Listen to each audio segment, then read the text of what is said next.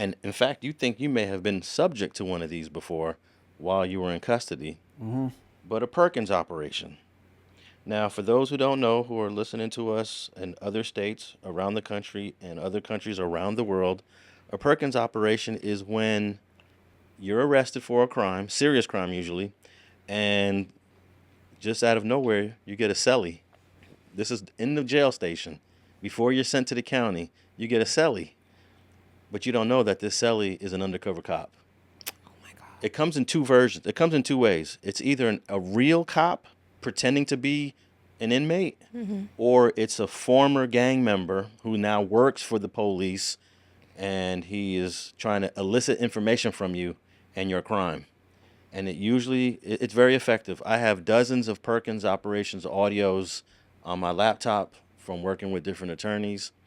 Even in recent years, I have Perkins operations videos. They put a little video like on your lapel or on your button that you can't see. So you're being recorded in audio, for video and audio, and they're acting like they're the big homie. And just this That's week, not considered entrapment? well, this has been going on. This is the reason why it's called Perkins operations, because it went to court, and Perkins tried to sue, and the courts supported it, and that's where it gets the name Perkins operations. Little did Lloyd Perkins know that the supposed fellow inmate to whom he bragged about committing a murder actually was an undercover police officer. Did Miranda versus Arizona provide any protection to Perkins when the prosecution sought to use Perkins' confession at trial? The United States Supreme Court addressed this issue in Illinois versus Perkins. Donald Charlton, an inmate, told police officers that another inmate, Lloyd Perkins, had bragged about committing a murder. Charlton's description of the crime matched an unsolved murder that the officers had been investigating. The officers decided to place an undercover officer, John Parisi, in Perkins' cell block along with Charlton. Charlton introduced Perkins to Parisi, who pretended to be a member of a biker gang. Parisi claimed that he had killed someone and asked Perkins if he had ever committed a murder. Perkins then gave Parisi a detailed account of the unsolved murder. At no point during their conversation did Parisi reveal that he was a police officer or read Perkins' Miranda warnings. A state prosecutor charged Perkins with murder and notified the defense that the state intended to use Perkins' confession to Parisi at trial. Perkins moved to suppress his incriminating statement to Parisi as a violation of Miranda. The state trial court granted the motion, and the state appealed to the Appellate Court of Illinois, which affirmed the trial court's order. The Illinois Supreme Court denied the state leave to appeal. The state of Illinois successfully petitioned the United States Supreme Court to review Perkins' case. But now this week it says there's controversy over Perkins sting. Major investigative breakdowns has cast spotlight on the expanding controversial use of undercover Perkins operations or jailhouse stings using plant informants to extract confessions. So now it's and it says here across Los Angeles and Riverside County. I thought they were statewide, but obviously they're very popular here in LA County.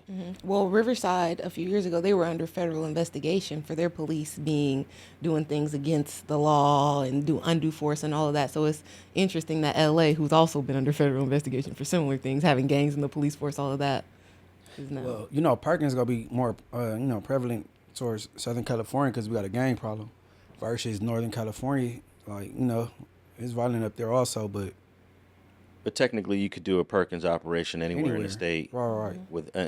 Whenever I get the recordings, the prisoner or inmate that falls for it, he's usually like 18, 19, 20 years old. He's very young. He's naive, not a lot of experience with the justice system, and it's amazing. I'm listening, and he's believing that this is the big homie from the hood that he's never met before. That's what I was going to ask. Like, how do you... Well, it's like you got to show us your tats. No, one of them I got is a East Coast Crip defendant, but this dude is saying he's from a different East Coast. And not all the East Coasters know each other because there's about 9 different East Coast sets. So, and then he's coming in there with I know your homeboy such and such. He's dropping names, and you're like, oh yeah, that's my homie. Yeah. So they already have a blueprint of how they're going to approach you. Yeah. Drop this name, drop that name. You know, like if they was gonna do Munchie, they'd be dropping, OG Inglewood family dudes' names, and you'd be thinking, okay, this dude really knows my peoples. Yeah. He knows my folks. Yeah, I believe they tried to slide one of them up under me before, but you know what I'm saying. Of course, because it was unsuccessful. I don't know if that was really one of them things or not, but I wish I could find out if that was that. Cause I got a strong feeling that the dude was a perk that they put in the cell with him at 7-7 station. Yep, and 7-7 is probably the capital of it for Los Angeles. Oh yeah, they run that a Aren't lot. they like a notorious police station here? Like nobody wants to end up there. Well, it's also the most advanced jail because it was newly built, like in the late '90s, early 2000s, and they built it with all the sophisticated equipment. So when you get arrested, like for example, the singer David, Yeah. his crime occurred in Hollywood Hills. They booked him in 77 Division. So, You know, Yeah, but like a lot of these police departments ain't fit for the crimes. You know what I mean? So to like house the person, even yeah, they temporarily. ain't they type of, you feel me? So they send them to 7-7 where they built for this type. You know what I mean? Okay. Yeah, nah, but yeah, 7-7 division. I guess it is newer, huh? yeah, I remember when they built it. Thank you. So, what is the advice that we're given to the young people, men and women that may find themselves in jail? Don't talk to nobody about what you may or may not have done in the cell, even if they appear to be a friend or they name drop some people you know. Wait till you really get booked down to make a friend. Well, I just recently learned as far as Perkins, they can only do Perkins on you before, Before you get charged, and the first 48 hours while you're in custody. right? So Or if you get arrested on a Thursday or Friday, how many more hours is that? I got the The whole whole weekend. weekend. The whole weekend. Yeah, that's lame. But man, don't talk to nobody. Yeah, don't try to make a friend in jail. Cause more than likely, bro, the Perkins, you not gonna know them, but they just familiar with your background and you know what I'm saying. And that's a good point too for a reference. If they're coming in here and they have a bunch of information about you and it's seeming very one-sided, you've never seen this person, you've never heard of them. Well, they really just be fishing. Like they be like, "Oh yeah, Tam, what you in here for?" And I'm like, "Okay, yeah, I used to do broadcasting and get you comfortable." And they be like, "Yeah, man. Oh yeah, they ain't got, man. They just make you comfortable, try to get to, you know what I'm saying." And most people be nervous. They don't want to hear the truth. They just want to hear something that sound good to their ears. No, they ain't got nothing on you. That I'm telling you that most people just want to hear. Hey, I got one where the dude says to the guy that's arrested, "Hey, you ain't got nothing to worry about as long as you got rid of the gun." Right? And the guy says, "Yeah, I got rid of the gun." And then the dude says, "Where'd you put the gun at?" He said, "I put it under my daddy's basement." I was Like they probably would have never found it. And then he's like, "You good then? You good, dude? You do it? You put it in your daddy's basement? Oh, you good then? Because they'll never go to your daddy's house." And then you feel like you trusting this person. But when you're listening to them, at least the way I listen to them, I'm saying to myself, "Wow, this Perkins agent, that's what they call him, an agent. I'm like, this guy's good.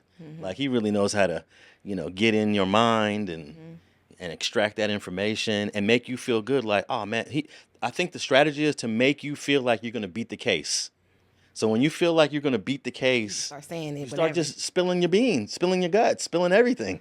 This is a defendant that was accused of murder who was actually subject to a Perkins operation. And of course, at the time, he didn't know. But this is him testifying in court after he cooperated with the government, and the prosecutor is questioning him about what he was discussing with the Perkins agent that was in the cell with him during that time he was first arrested.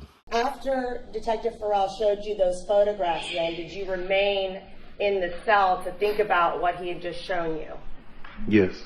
Did you then talk to your cellmate at that point about anything? A little bit. What did you tell him? Or what did you say? He asked me, he started asking me a barrage of questions.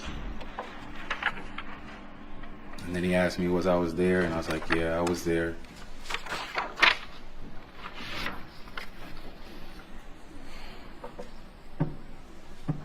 And then he encouraged me to tell him the truth. And he asked me if I had a record. I was like, no. And then I remember saying none of that matters. None of the work that I did matters.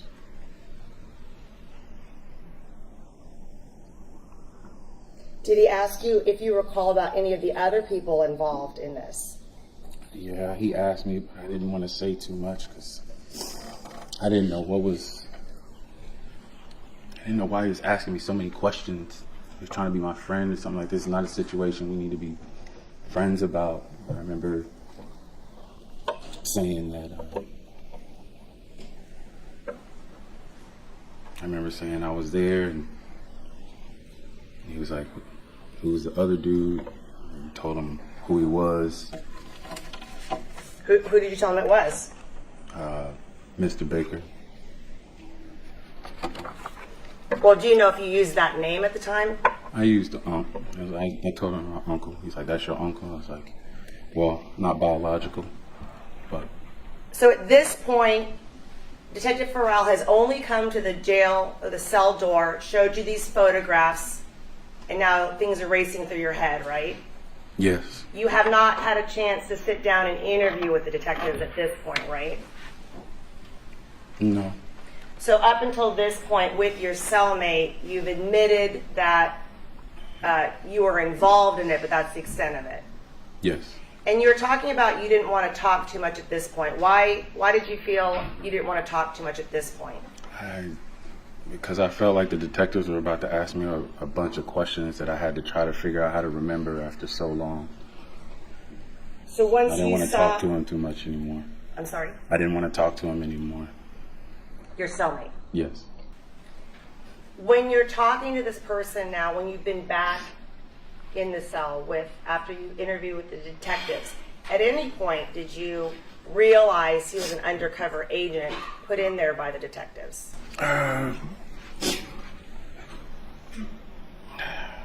Not till they took me to jail. I replayed everything. And that's when I realized he was undercover, or might have been. He left shortly after. Did he ask you about, and again, is he asking you questions about the crime? Yeah. Did he ask you how the victim died? Yeah. What'd you tell him?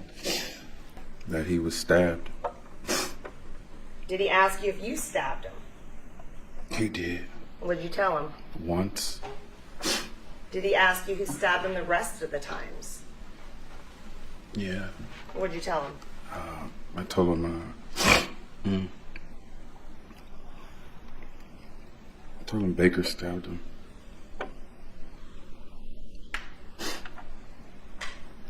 Now, did you tell him what the plan was from the beginning? I believe so. What did you tell him? I believe he was told I was told that we were supposed to go rough him up, but that didn't happen. But was that the plan? No. What was the plan? Plan was to have him killed. When you told your cellmate the plan was to go rough him up, then why didn't you tell your cellmate what the real plan was? Why did you lighten the story, let's say? Well, a total stranger be telling my skeletons to. Didn't want to. Did you tell them who was involved, the cellmate? Did you tell him who was involved in it, or did he ask you who was involved in this? He asked. I remember him asking a lot of questions. Okay. What did you tell him? Told him Baker and the woman he was messing with. And I noticed that a pattern is like the conversation is like, oh man, you can get a DA reject, or oh, they ain't got nothing on you, man. You're gonna beat that. That's easy to beat as long as you didn't do this, or as long as you didn't do that. Did you do that? Mm-hmm. Where'd you put it at? I was like, wow, it seems obvious to me when I'm listening to it, but I guess to an 18-year-old. Don't give up no information in the jail. Everybody's the police. All right, I got this article, and it's going to explain how this is becoming back as a controversial issue. But it says here, when Jason Zapata was arrested for allegedly firing a gun in the air, he was thrown in a dimly lit holding cell with a trash strewn across the floor and a broken payphone on the wall. It had nothing more than a rusted toilet, sink, and 3 wooden benches that looked as though they had never been cleaned. Two older men with shaved heads sat in the back, eyeing the 24-year-old's wristband that the jail used to display his personal information. One was over 6 feet tall and 300 pounds. Let me pause there. Here's another thing they do. They put in like a big dude, like an OG guy, like somebody who's been around, and he's a little intimidating, always a little dominating that they put it in there. And I think that's going to be the reason why these are coming under scrutiny. The other was covered in tattoos from head to foot. They were gang members in jail for murder, quote unquote, right? They're in there for a fake murder, of course. It was 2015, and Zapata, a slight Hispanic man at 5'9" and 180, had never been incarcerated before.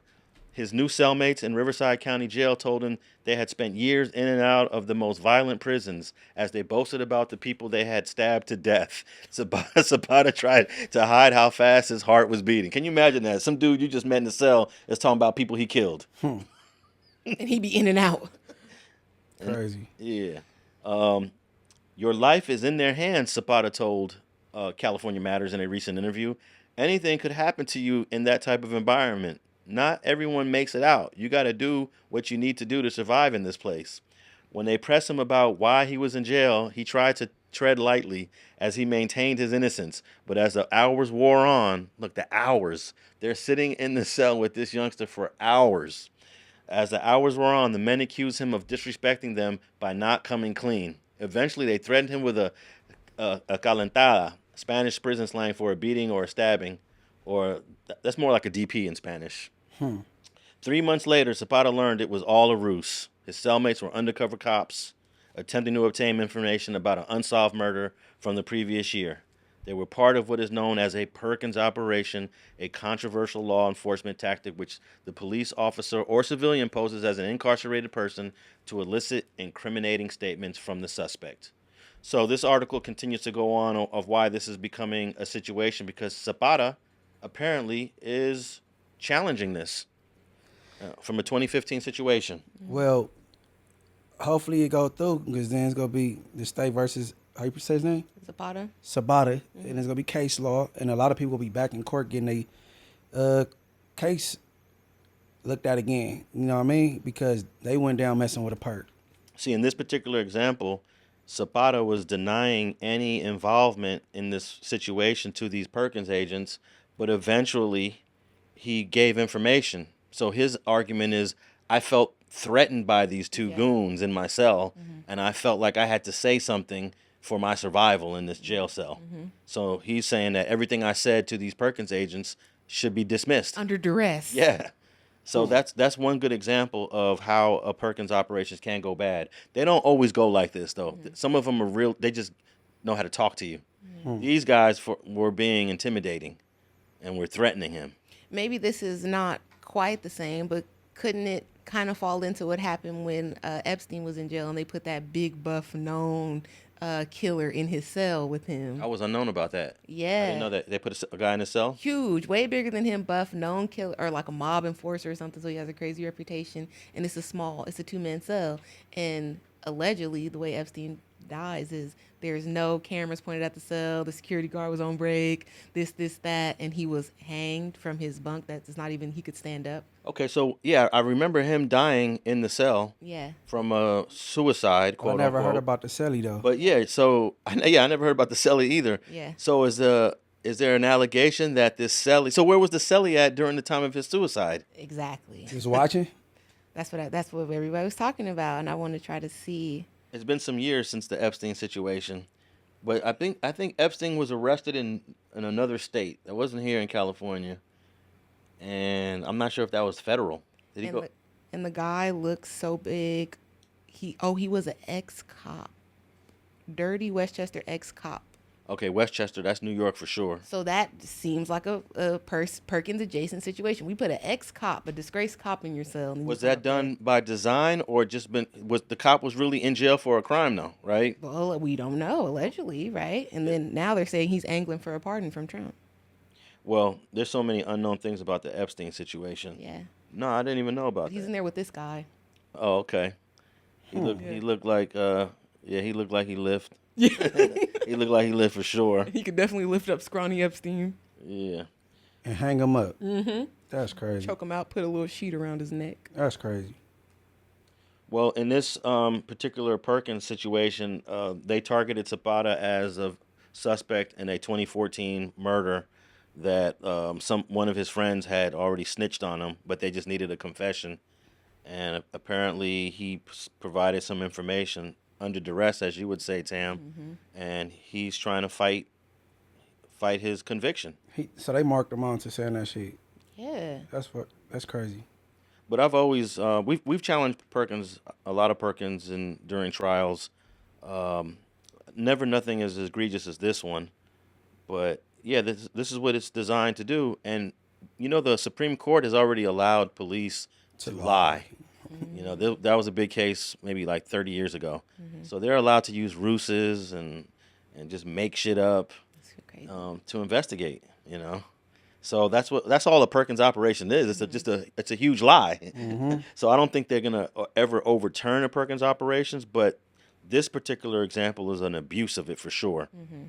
So hopefully Zapata will get his conviction over. Oh, actually, it says here that earlier this year, the California's 4th District Court of Appeal reversed Zapata's conviction after finding that law enforcement violated his rights during the Perkins operation. So this is huge. Whoa, that's gonna change a lot for a lot of people moving forward. Yeah, and does this set a legal precedent now? Well, here's the thing. Most Perkins operations don't employ this abuse and this intimidation and domination. It's more finesse. Yeah, that's what makes a great Perkins operation. You know, I grew up with your big homie. Popeye, yeah, me and Popeye, we used to do dirt all the man. Me and Popeye killed like 3 or 4 people together before. You know, that's the way you're supposed to do it. You know, and then the other guy's like, really? You and Popeye used to put in work together? Yeah, man. Me and Popeye is like this, and then you start trusting this dude. He's a cop the whole time. Yeah, that shit don't impress me. I don't know what you telling me that for. Yeah, but put yourself in your 18-year-old version. You know, we're all different from when we were 18. Right? I was a different type of 18-year-old though, but I see what you're saying. Yeah, but we were all had a level of Yeah. naiveness for sure when we were 18. Like I know that me as a 30-year-old man, when I was 30, you couldn't trick me with anything. You know? I don't think I would have went for that at 18. I was in jail for shootings and shit at 13, so like, no, for real, like I don't even want to talk. I'm in the station. I'm Aggie. I'm mad. Like, Yeah, I don't know what happened with the kids after, because I'm 33 now, so I don't know what happened with the kids like shortly after my generation, or maybe like my brother's age. My brother's 23. We were raised like you do not talk around the police even. Don't talk to them. Don't talk around them. You're a minor. You say you wait for a parent, and when your parent comes, they'll figure it out. It don't matter what's going on. And then if you're in a situation where the police happen to come, let's say you're at a friend's house or wherever, just don't say, you don't have to say anything. But now it seems like kids feel the need to explain themselves, or not even just kids, but people. Now these are adults. Like, yeah, adults also. yeah, explain themselves and all that. But Munch, when you get to the county jail and you get to wherever 2200 and you're there with people you really know, people do sometimes talk about their case. Yeah. You know, somebody I really know, they likely to get me. They might even give you a really legitimate good advice. Somebody, you know, Cause they got these jailhouse Johnny Cochrans for sure that know law. They shoot that shit. You feel me? And like, you feel me? You could kind of, you get some advice from them. And, you know what I'm saying? But Perkins, particularly, you don't know these people. They just saying familiar things to you. yeah. Like, man, come on, bro. No, but who knows if this will open up, you know, a precedent, because I was just sitting here thinking, even though most Perkins agents aren't threatening you, they have a threatening demeanor. That's what I was gonna say. Just the demeanor's threatening, right? I would with this knowledge, I would be willing to say anybody, once you get in court and you find out it was a Perkins, you could use that excuse. Oh, I was afraid, I was intimidated. The way they were talking to me, it was serious. 100%. They was pressing me like they was the big homie. I didn't know what to say. I was trying to impress them. Yeah, I was trying to impress That's them. yeah. Yeah, that's a good one. Y'all use that out there. You feel me? I was trying to impress them. This the big of you.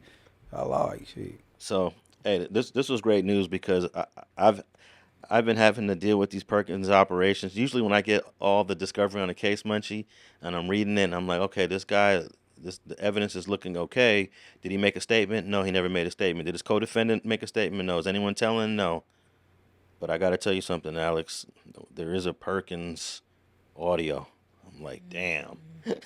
I've had cases where that's the only evidence in the case is the Perkins audio. You know, nothing else. I mean, there's some circumstantial stuff, but the star of the trial is the Perkins. Is you snitching on yourself? Basically, and let me ask you guys that. Is that snitching on yourself because you don't know you're being recorded?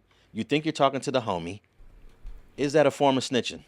I don't count that as snitching because I heard people try to come down on their co-defendants because the co-defendant got caught up with the perk.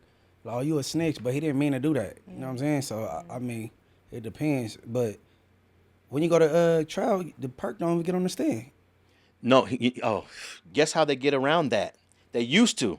Maybe about 10 years ago, the Perkins agent, whether he was really a cop or he was a gang member pretending to be the homie, had to come and testify. But it revealed the identity now. Good. We see but they got around it. If another police officer, if a real police officer is monitoring the Perkins operation from another room, listening in, that's the cop that comes in to testify to authenticate the Perkins operation. So the actual agent never comes to court. This is an LAPD detective testifying in court about the logistics of a Perkins operation that he did on a defendant who was accused of committing a homicide. And then when they got to the station, did you have any contact then with the defendant in court? Yes. All right, starting with that, what was your plan when you got to the station? The plan was preset. The plan was to place both defendants separate in cells, along with a undercover operative agent working on our behalf. When you say an undercover operative agent, what do you mean? That means it can be, they work as an agent for us. It can be a police officer, it can be a civilian, but they're working under our direction.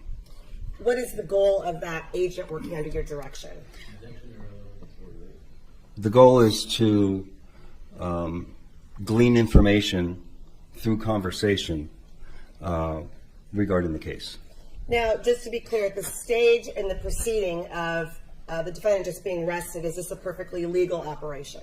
Yes, it's called a Perkins operation, I think. You have an agent in there, and then what information do you provide this agent? We provide basic information on the case so that they have an understanding of what they're listening to, if it's something relevant to the case, and it helps guide the conversation. You may have just said this, but is the agent then an employee of the LAPD? Is it a civilian? Is it another inmate? It can be anyone that we deem that we want to work as our agent. In this case, they were both employees. Well, one was a sheriff, and the other one I think was from another department. But it could have been a civilian too. But in this case, it was law enforcement. So specifically for the defendant, you had somebody basically undercover acting as another inmate. Yes. Is the cell or the agent, I guess I should ask, is there a recording device to capture any conversations that happen within the holding cell? Yes. Okay. While this is going on, did you monitor it live? Meaning, did you sit at another location and listen to what was going on? Yes. Did you actually, were you able to watch what was going on? Yes, I believe this one had video. It's been 7 years. I don't remember off the top of my head. Okay. Now, prior to that, so you gave the agent basic information. Did you give them any instructions on specific things that you wanted them to try to get out of the defendant? No, the basic, they understand why they're there. Did you explain to them why they're there? Yes. And what did you explain? We explain the case to them, and the agent, the person that's working for us, understands the goal is to keep the conversation about the case. Can I be sustained?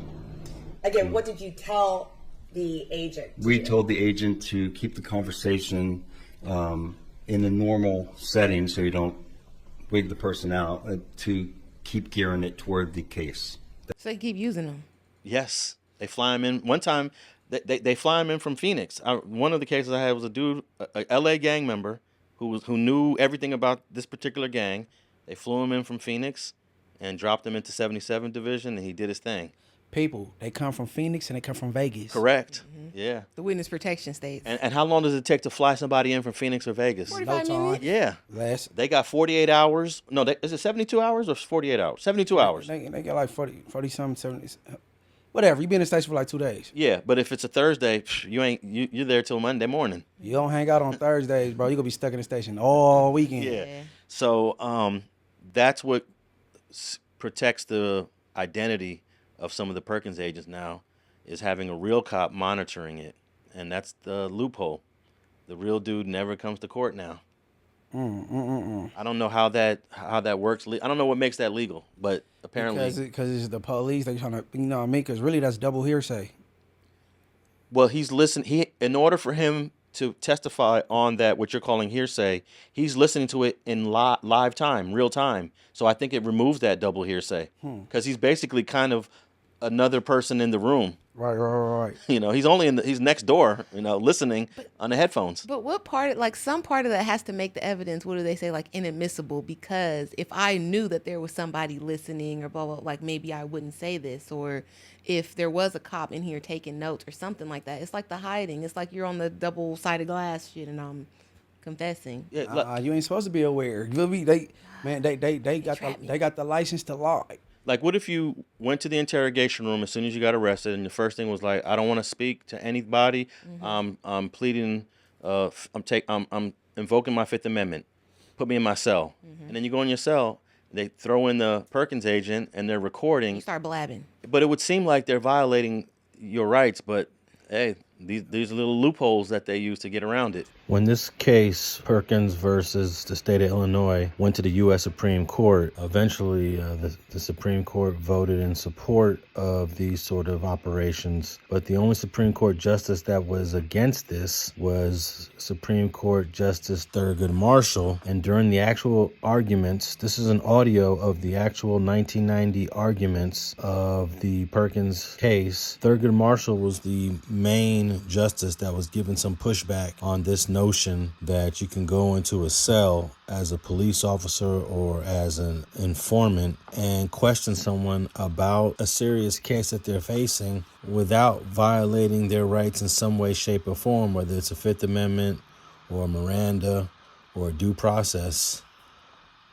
And here's a short excerpt of Thurgood Marshall giving a bit of pushback to Marcia Friedel, who was arguing on behalf of the state. For governmental domination doesn't exist in the undercover context, and the goal of deception further renders other forms of pressure less likely, since neither the undercover agent nor identified police personnel are going to act in a manner that would risk disclosure of their identity. Just one point. This man wasn't an undercover agent. He was a policeman, wasn't he? Correct. Agent Parisi was an undercover police officer, and then Charlton was... Don't you draw a line between policemen and undercover agents?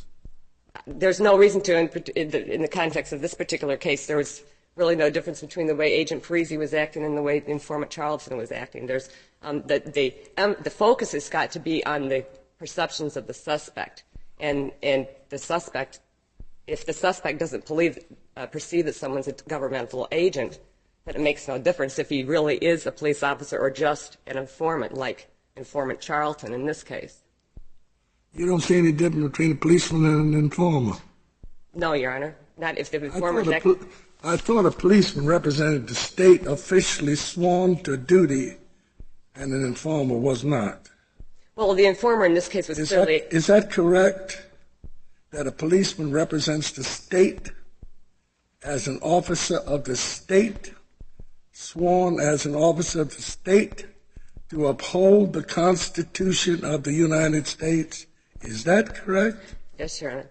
And this man was sworn to uphold the Constitution of the United States. Yes. And violated it. Your Honor, it's not our position that either the Fifth Amendment or due process clause could have conceivably been violated, and certainly even Miranda, of course, has not been violated here, because the suspect, Defendant Perkins, in no way could perceive the governmental dominance in his speaking with Agent Parisi and informant Charlton. There's no purpose for a reason to apply Miranda in this context, and most certainly the Constitution of the United States has not been violated vis-a-vis either the Fifth Amendment or the Due Process Clause. Why did they give him, this man, Miranda rights afterwards? Because afterwards, Well, I mean, if they didn't have to give him before, why? What period was there when they decided they gave him Miranda rights? well, when after the questioning occurred in this case on a Sunday evening, and he went to court, then he was charged with the murder to which he had confessed the evening before. And then they gave him Miranda rights. They gave him his Miranda warnings because at that point he was having an encounter with the police They officers. gave him Miranda rights after he was brought to court. Yes. Is there any case that supports that?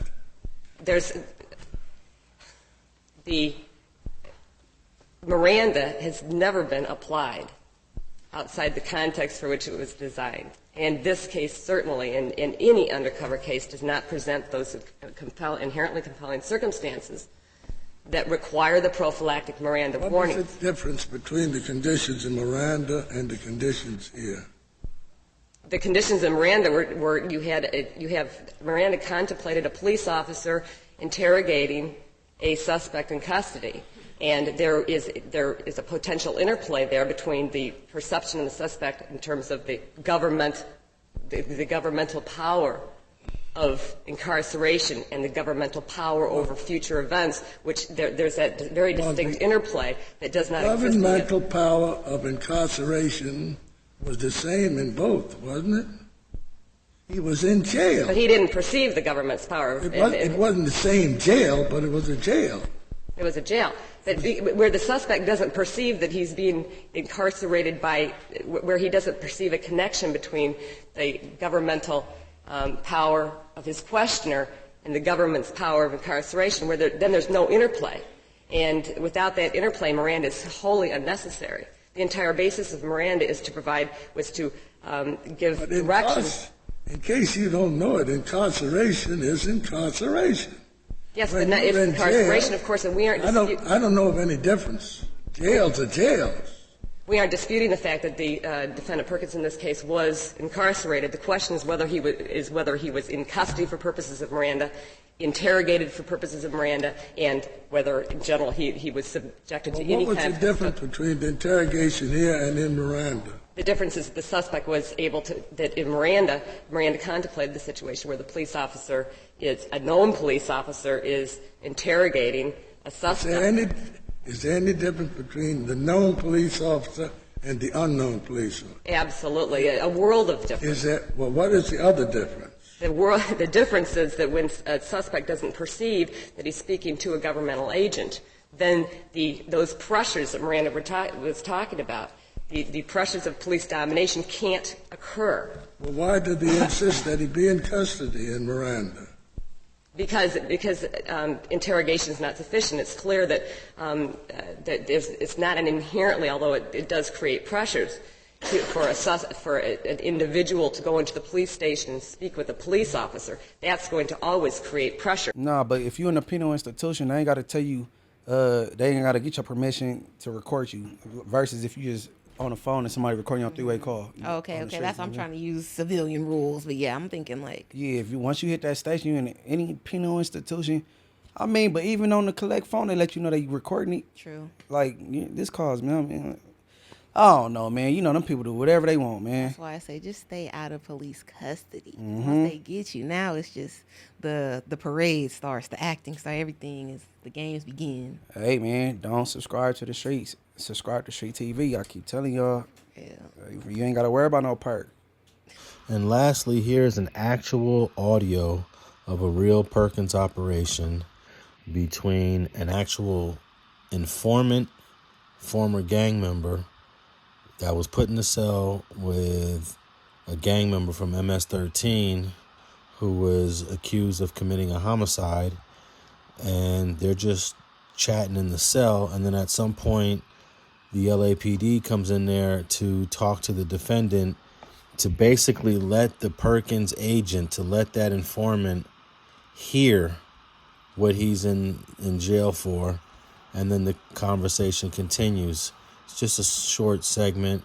If you want to listen to this entire Perkins operation, it'll be on my Patreon or it'll be on the YouTube membership. And here we go. You see all the homies up there and shit. The homies are females, you know. And then with that food for that, all that shit. Yeah.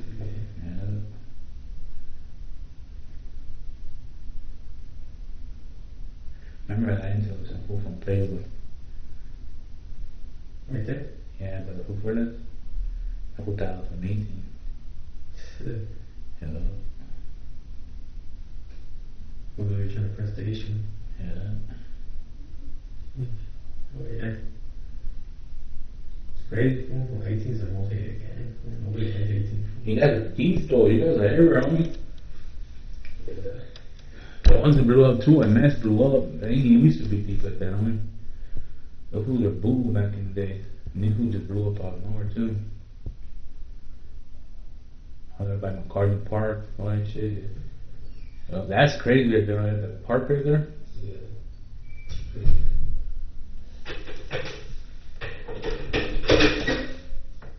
Yes.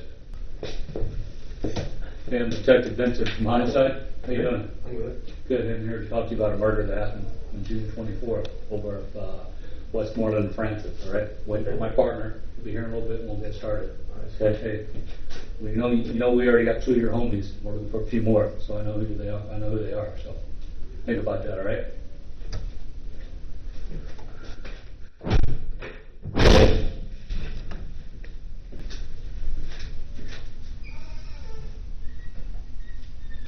She said something. They're gonna talk to you. They're gonna pull you out. Huh? They're gonna pull you out, talk to you. He's waiting on his partner, so they're gonna take you, talk to you. Where? Probably like a room or some shit, like an interview room. Yeah, fool. You see, I'm already done, fool. That's the one you're talking about, right now, Westmoreland? You said Westmoreland and... What did you say, Westmoreland and Francis? Yeah. That's the one? Yeah. So these schools already know them. Yeah. Shit, so what I do? Have you got all their homies? Yeah. Well, there's still a couple missing. What was it that we got that for already? Yeah. What, Blackie on that? They got lucky. He's supposed to too? Yeah, he's missing. But the reason I ask is it's kind of weird, like, you never know if these fools Moro got busted too, you know, and you never know, you know? I think they will work on that right now. Yeah. No one that's missing is me, is what's him and Blackie's brother. Blackie's brother. See phone for phone. You think Blackie's brother, he's from Dorado too? Nah. Or is he? Well, he was featured in it. He's like, is he tagged or anything? He was tagged. Yeah. You should look for him by name and shit, like in like the website for the county, see if he's on busted. Cause sometimes when they pick you up like that, they pick you up, they'll pick up everybody. I'm done, fool. I don't know what to say, bro. I mean, I think about this. You were in a bank, James, so in reality they can't see. The only thing how they could probably put you there is if you touch the car, which, you know.